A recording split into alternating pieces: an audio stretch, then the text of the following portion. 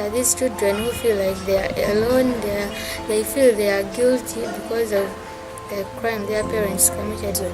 I think that it will help us, we children of prisoners, to unite together as one and have the right of seeing our parents in prison, because we sometimes take long without seeing them. Some can take even 10 years when their parent is in prison. About the international network for children, I think it would help us because our rights are going to be advocated for, like right to education, a right to parental care, a right to express themselves. It will help us to get direct contact with our parents who are in prison.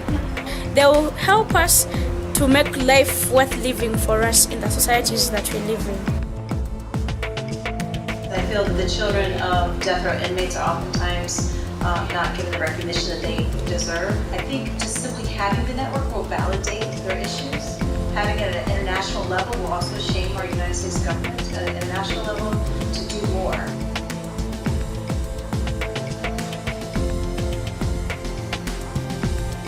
That changes the conversation completely when you take the focus off the prisoner and focus on their child.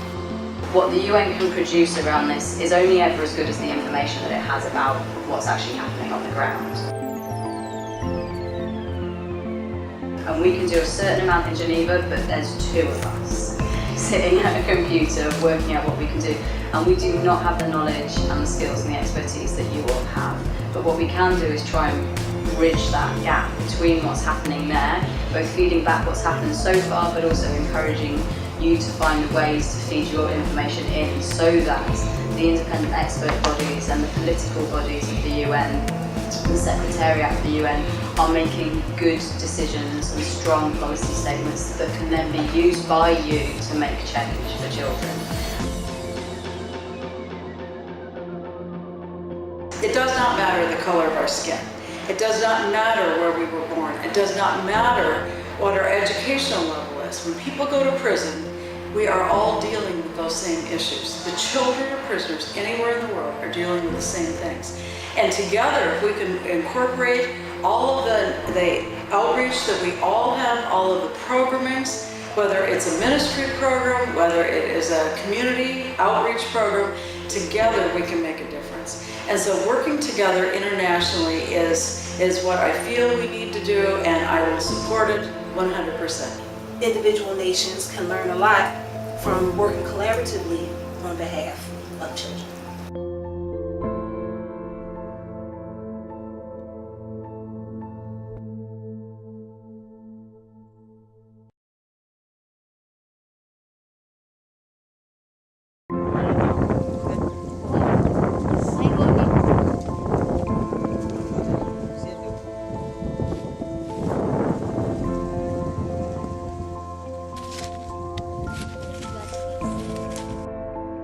Getting this network set up and running, I'm thinking we are gonna encourage or to make some people start up such interventions like we do. Not us going there to start up the work, but we can tell them and they can be able to do this kind. So I'm thinking that how can we help other children? Yes, you are here in the United States, you have got good interventions, in Europe you've got good interventions, but we need to think about the other children, because a child in Africa, a child in India, a child in China, a child in Belgium, if they have a parent in prison, they are the same. So how can we help them? That's what I have on my heart. I'm thinking about those children every day.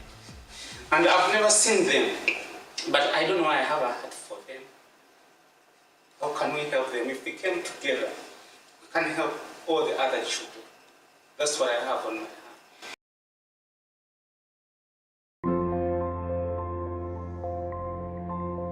These networks are not only important for what we inspire among ourselves or how we contribute to each other's work.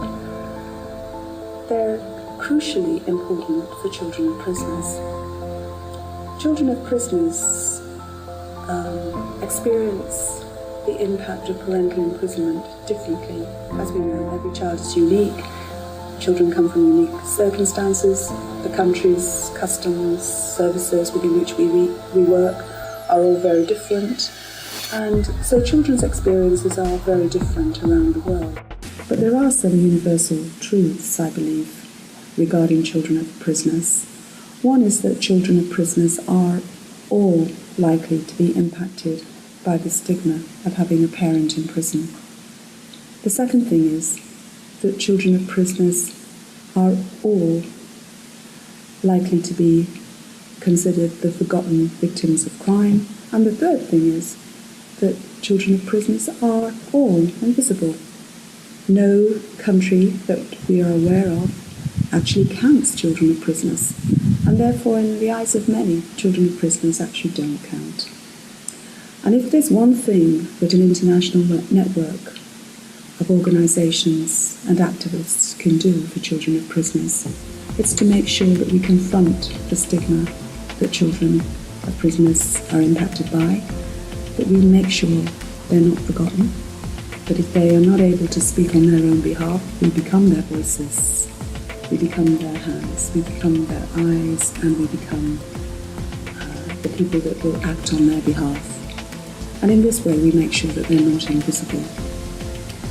And this is why this international network is absolutely crucial. I'm so aware of organisations across the world which are doing fantastic work with children and prisoners in very difficult circumstances very often. And as Francis and I have been looking around the world at organisations which are working with children and prisoners, it's been so exciting, the responses we've had. Suddenly, Gonzalez emailing us from Uruguay and Skyping him, and Werner and Liz in New Zealand, and it just feels like there's so much going on, so much good work.